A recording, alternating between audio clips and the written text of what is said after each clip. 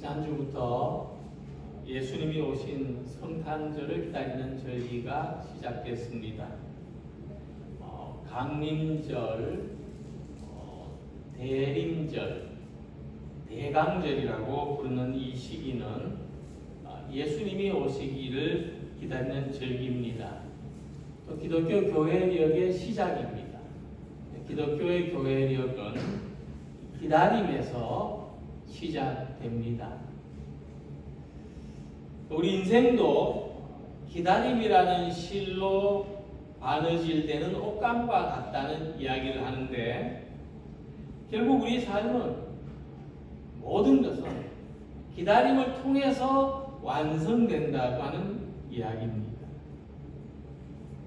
우리는 이 기다림이라고 하는 지루한 과정을 생략해버리고 싶지만, 인생의 모든 과정이 한 땀 한 땀 정성을 들이고 시간을 들여야 완성된다고 하는 것입니다. 옷 한 벌을 만드는데도 수백 번, 수천 번의 바느질이 필요한 것처럼 우리는 이 기다림이라고 하는 과정을 건너뛰어서는 안 됩니다. 그래서 우리가 이 대림절의 시기를 보내면서 예수님은 우리 삶을 완성하시는 분이고, 우리의 삶은 구세주로 오시는 예수님, 새하늘과 새 땅을 우리에게 선물로 주실 예수님을 기다리는 과정이라는 이 사실을 마음에 깊이 받아들이는 우리 모든 성도님들이 되시기를 소망합니다.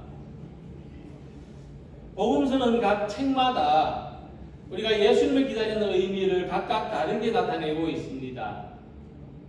마태복음은 이스라엘의 왕으로 오신 예수님을 기다리는 것으로, 마가복음은 하나님의 아들이신 예수님, 또 누가복음은 세상의 평화를 위해서 오시는 예수님, 그리고 요한복음에서는 말씀이 사람의 몸을 입고 오시는 예수님을 기다리는 것으로 나타내고 있습니다.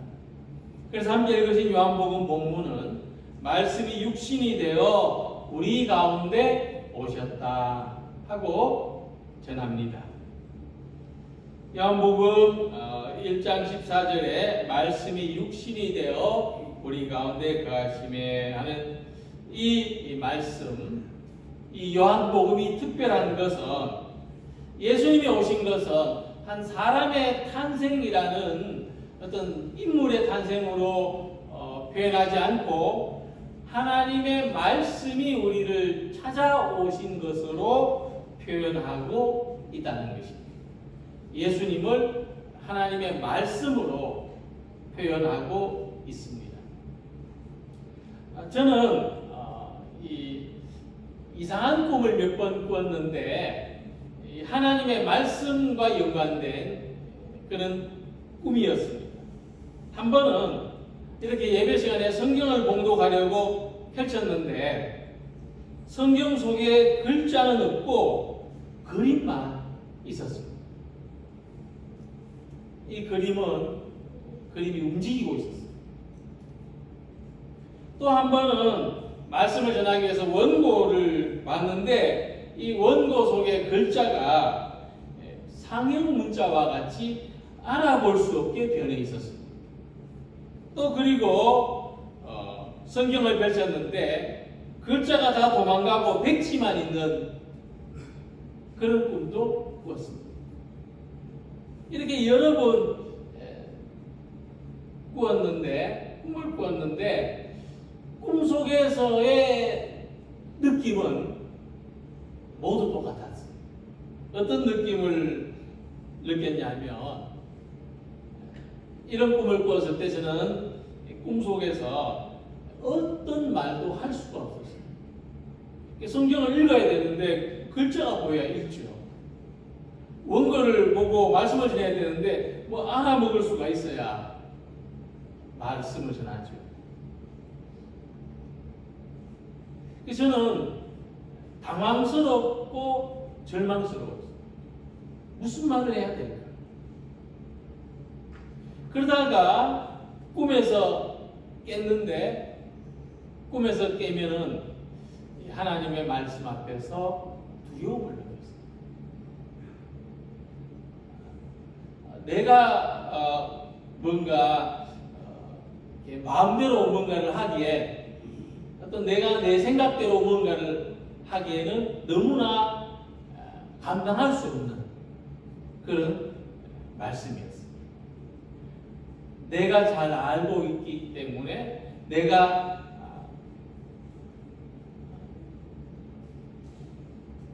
잘 이해하고 있기 때문에 말할 수 있는 것이 아니라는 것을 깨달았어요. 그래서 이 꿈이 지금도 잊어지지 않고 아마도 평생 잊어지지 않을 것 같은데 이 꿈의 의미를 생각하던 중에 얻은 해답이 있습니다. 그게 뭐냐면 히브리서 4장 12절 말씀입니다. 하나님의 말씀은 살아있다. 하나님의 말씀은 살아있고 운동력이 있기 때문에 성경이 글자로 기록되었다고 해서 우리가 다 아는 것처럼 말하거나 내가 생각하는 대로 말할 수 있는 것이 아니었습니다. 하나님의 말씀은 고정되어 있지 않고 하나님의 말씀은 살아 움직입니다. 그래서 우리는 성경에서나 설교에서나 눈으로 보는 글자가 아니라 귀로 듣는 소리가 아니라 살아서 움직이는 하나님의 말씀과 만나야 돼요. 살아 움직이는 하나님의 말씀을 붙잡아야 돼요. 캐치해야 돼요.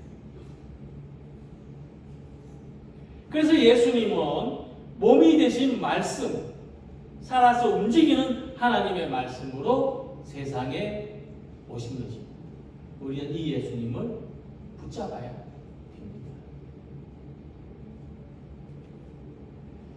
우리는 예수님을 통해서 살아있는 하나님의 말씀이 찾아오시는 것을 함께 경험할 수 있기를 소망합니다. 먼저 예수님은 구원의 말씀으로 찾아오십니다. 이 성경 66권은 찾아오시는 하나님에 대해서 말씀하고 있습니다. 사람이 찾아가는 하나님이 아니라 사람을 찾아오시는 하나님입니다. 이것이 하나님하고 우상하고 다른 점입니다. 우상은 사람이 만들어 놓고 사람이 찾아갑니다. 그러나 하나님은 우리가 알지도 못하는데 하나님은 우리를 찾아와서 우리를 부르십니다. 아브라함을 부르시고 모세를 부르십니다.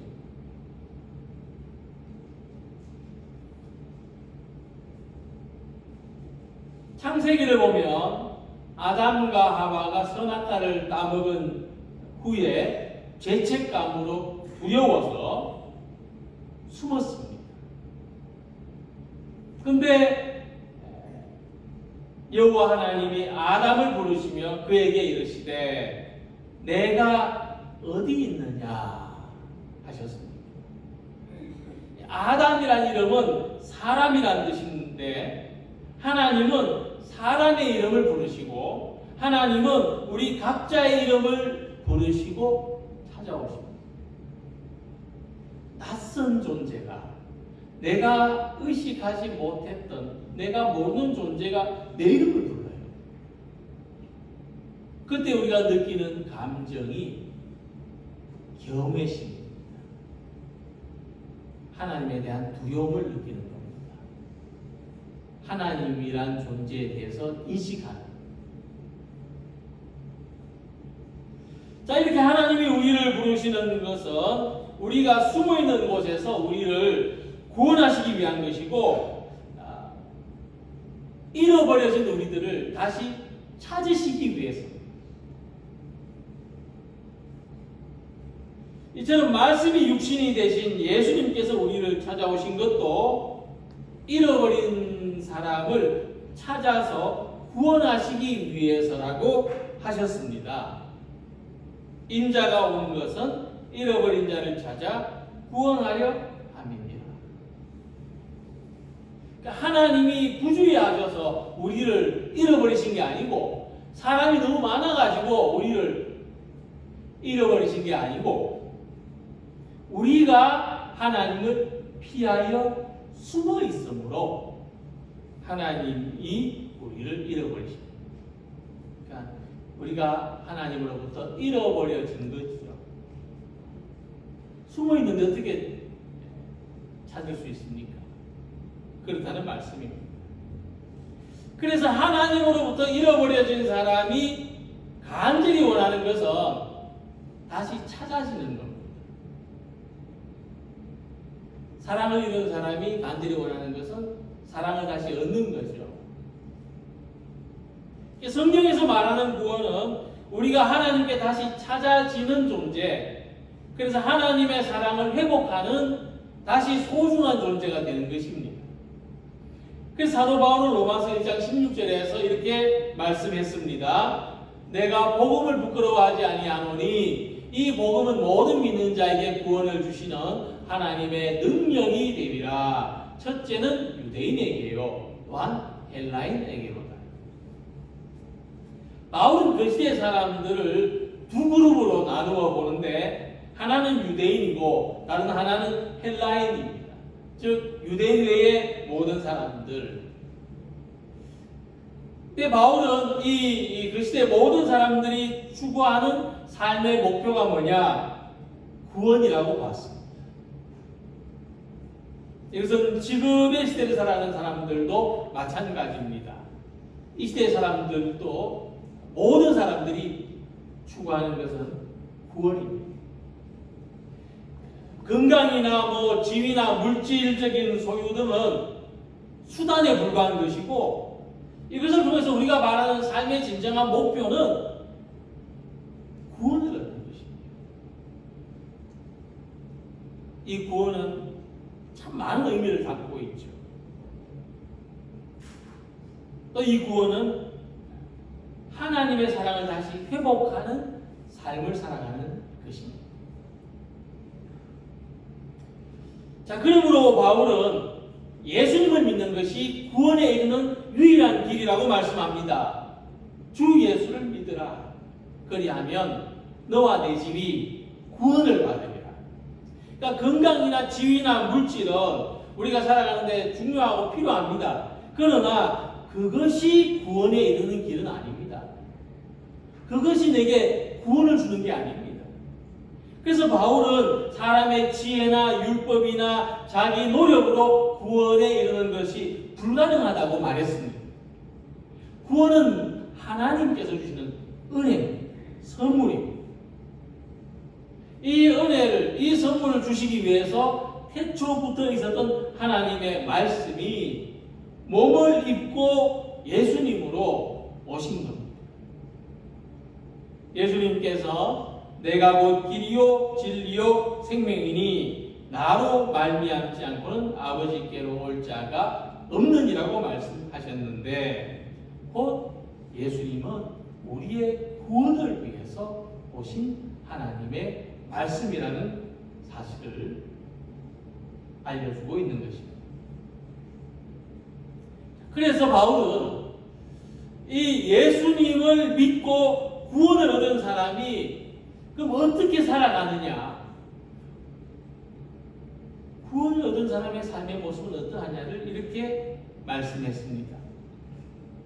속이는 자 같으나 참되고, 무명한 자 같으나 유명한 자요, 죽는 자 같으나 보라 우리가 살고, 징계를 받는 자 같으나 죽임을 당하지 아니하고, 근심하는 자 같으나 항상 기뻐하고, 가난한 자 같으나 많은 사람을 부유하게 하고, 아무것도 없는 자 같으나 모든 것을 가진 자로다. 고린도후서 6장에 있는 말씀. 사도 바울은 구원받은 사람은 이와 같은 삶을 가진다고 했습니다. 사람이 무엇으로 이렇게 살 수 있겠습니까? 기적을 경험하거나 지혜를 얻거나 건강이나 지위나 소유를 많이 가지면 이렇게 살 수 있습니까? 아니죠. 저는 아니라고 말하겠습니다. 우리 예수님을 믿음으로써 이렇게 살아갈 수 있습니다. 예수님을 믿음으로써 참되게 유명하며 살아있고 기뻐하며 다른 사람들을 부유하게 하고 모든 것을 가진 사람으로 살아갈 수가 있습니다. 그래서 구원의 말씀으로 오시는 예수님께서 우리의 삶에 구원의 말씀으로 오시기를 기다립니다. 그래서 우리가 이와 같은 구원의 삶을 살아가는 우리 모두가 되시기를 소망합니다. 그런데 우리가 예수님을 믿는 믿음 안에서 구원의 삶을 살아가기 위해서는 반드시 필요한 것이 있습니다. 오늘을 구원받은 삶으로 살아가기 위해서 반드시 무엇이 필요하냐 하면 하나님의 은혜가 필요합니다. 내 힘으로 살아가는 게 아닙니다. 하나님의 은혜가 있어야 이 구원받은 삶이라는 엔진이 막 힘차게 돌아갈 수가 있는 겁니다. 하나님의 은혜는 우리가 그렇게 살아갈 수 있는 힘과 능력을 공급해 주는 겁니다. 자, 그러면 우리가 이 은혜를 어떻게 받을 수 있느냐? 본문에서 말씀합니다. 우리가 다 그의 충만한 데서 받으니 은혜 위에 은혜로다. 자, 하나님의 은혜는 예수님 안에 있고 우리는 말씀이 육신이 되신 예수님의 충만하심 안에서 하나님의 은혜를 받으며 살아갈 수가 있다는 겁니다. 이 충만하다는 것은 어떤 거냐면은 폭포수가 막 흘러 넘치는 거예요. 그러면 막 옆에 있는데도 다 튀잖아요. 물이. 이런 겁니다. 충만하다는 것은 그런 뜻입니다. 흘러 넘치기 때문에 우리가 예수님을 통해서 흘러 넘치는 하나님의 은혜를 받는다는 겁니다. 그런데 미국의 기독교 작가인 필립 얀 씨는 오늘날 교회와 기독교인들 안에 심각한 문제가 있는데 바로 이 하나님의 은혜가 사라진 것이라고 했습니다. 교회와 그리스도인들 옆에 오면 막 이 폭포수가 절로 넘치는 하나님의 은혜에 젖어야 되는데 이 물이 말라버렸어요. 그것은 뭐냐? 이 하나님과 예수님을 통해서 은혜를 받은 우리들이 너무나 이기적이고 차별적인 모습으로 살아가고 있는 것이라고 했습니다. 이 은혜가 말라버렸어요. 우리 너무 이기적이고, 우리 너무 차별적으로 살고 있습니다. 80%. 이전에는 교회와 그리스도인들이 세상을 염려하며 살았는데 이제는 거꾸로 우리가 세상 사람들이 염려하는 대상이 되어버렸어요. 그것은 우리가 하나님의 은혜를 잃어버렸기 때문에 씁쓸하게도 우리는 이 말에 반박할 수가 없습니다. 그는 누구보다도 더 정확하게 우리가 처한 현재의 모습을 꼬집어내고 있습니다. 그래서 오늘을 살고 있는 우리들에게 특별히 우리 교회 그리고 그리스도인들에게 하나님의 은혜는 너무나 절실하게 필요합니다. 자, 그러면 은혜는 무엇입니까? 은혜는 값없이 주시는 선물이라는 것입니다. 그럼 하나님께서 우리한테 무엇을 값없이 주셨는지 생각해 보아야 하겠습니다. 하나님께서 우리들에게 값없이 주신 것은 참 많습니다. 어떻게 말하면 우리의 그 맨몸 말고 나머지 것들은 다 하나님의 은혜로 받은 겁니다. 우리가 올 때 맨몸 하나 왔지만 나머지 것은 다 살다 보니 그냥 생긴 게 아니고 하나님이 은혜로 주셨다고 우리가 말할 수 있는 거죠. 근데 이건 참 낮은 차원의 이야기고, 하나님께서 우리에게 갚아주신 가장 크고 귀한 선물은 뭐냐? 예수님을 보내주신 겁니다. 예수님을 구세주로 보내주신 겁니다. 하나님의 말씀을 사람의 몸을 입고 보내주신 거죠. 보라, 내가 온 백성에게 미칠 큰 기쁨의 좋은 소식을 너희에게 전하노라는 이 말씀처럼 모든 사람이 자기 죄로 하나님을 두려워하고 하나님으로부터 숨고 하나님으로부터 잃어버린 바 되었을 때 예수님은 오셔서 하나님의 용서와 사랑을 전해주셨습니다. 우리가 하나님께 값없이 받은 은혜, 즉 예수님을 통한 용서와 사랑이 우리가 구원받은 사람으로 살아갈 수 있는 큰 힘과 능력일 뿐만 아니라 우리에게서 끊임없이 흘러 넘쳐야 될 하나님의 은혜입니다. 용서와 사랑은 가벼운 게 아닙니다. 쉽게 할 수 있는 것도 아니고 하찮게 생각할 수 있는 것도 아닙니다. 우리가 누군가를 용서하고 누군가를 사랑하는 데는 반드시 대가가 필요합니다. 우리가 자기한테 잘못한 누군가를 용서하고 사랑할 때도 그냥 하기가 어렵습니다. 최소한 사과를 하든지 아니면 귤이라도 한 봉지 사와야 마음이 풀리는 거예요. 그 사람이 하나님으로부터 용서와 사랑을 받으려면은 얼마나 큰 대가가 필요하겠습니까? 만약 사람이 하나님의 뜻에 벗어나는 큰 죄를 짓고 하나님으로부터 사형을, 즉 하나님과 영원한 단절을 선고받았다면 우리가 어째야 용서를 받고 사랑을 얻을 수 있겠습니까? 조선시대처럼 석고대죄를 하면 되겠습니까? 어쩌면 그것은 우리가 가진 모든 것을 다 합해도 불가능할지 모릅니다. 세상의 법정에 또 사형을 선고받은 사람이 모든 것을 다 하면 사면을 받을 수 있습니까? 불가능할지도 모릅니다. 그러나 하나님은 예수님을 통해서 우리를 용서하시고 사랑하셨습니다. 죄 없는 예수님이 우리를 대신해서 십자가의 값을 치르신 것이 은혜입니다. 바로 이것이 우리들에게는 세상을 살아가는데 큰 힘과 능력이 됩니다. 우리 기독교인들의 삶은 자기의 능력에 대한 자신감에서가 아니라 하나님의 은혜와 사랑을 믿는 믿음에서 생기는 겁니다.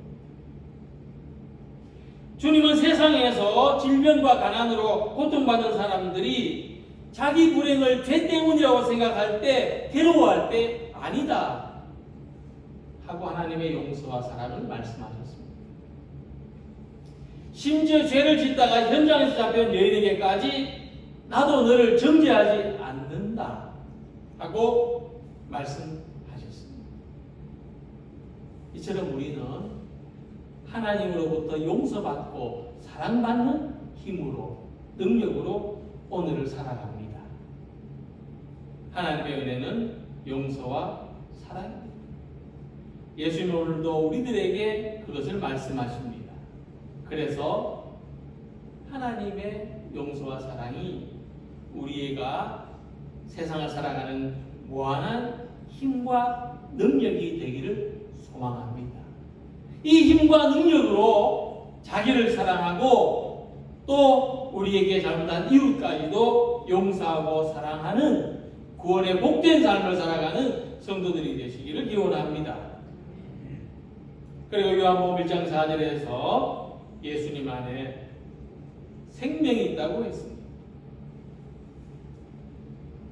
그 안에 생명이 있으니 이 생명은 사람들의 빛이라.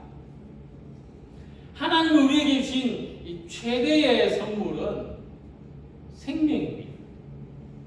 하나님은 흙무더기에 불과했던 우리들에게 우리를 사람으로 빚으시고 그 코에 생기를 불어주셔서 생명 있는 존재가 되게 하셨다고 창세기 2장 7절에 말씀하고 있습니다. 여호와 하나님이 땅의 흙으로 사람을 지으시고 생기를 그 코에 불어넣으시니 사람이 생명이 됩니다. 굉장히 이것은 동화적인 표현이지만 그러나 굉장히 본질적인 이야기입니다. 생명이 없는 사람은 흙무더기에 불과합니다. 그러나 하나님이 그 흙무더기에 생명을 불어주셔서 그 흙무더기가 사람이 됐습니다. 그게 납니다. 우리들이. 하지만 아담과 하와는 죄를 짓고 하나님과의 관계가 끊어짐으로 그 생명을 상실해 버렸는데 이 생명을 잃은 사람은 다시 흙으로 돌아갈 수밖에 없는데 전기가 끊어진 전구처럼 쓸모없는데 그러나 생명의 빛이신 예수님이 우리들에게 오셨습니다.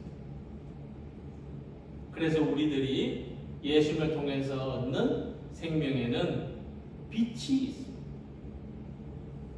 이제 우리는 빛이 있는 생명이 된 거죠.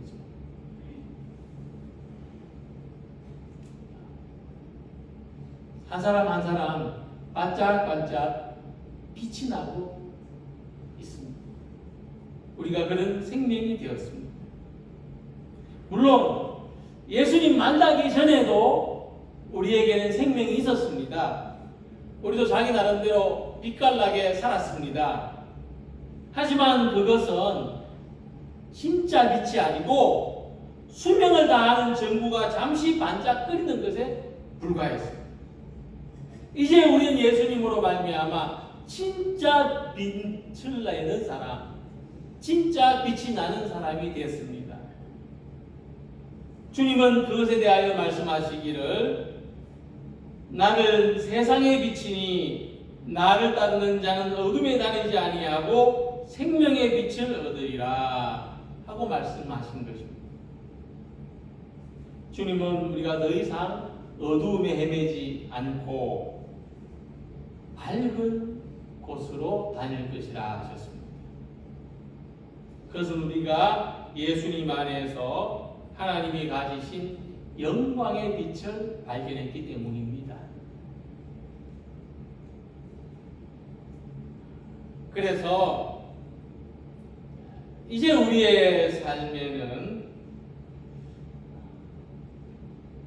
빛이 있고 이것은 과거 우리들이 추구했던 빛과는 전혀 다른 빛입니다.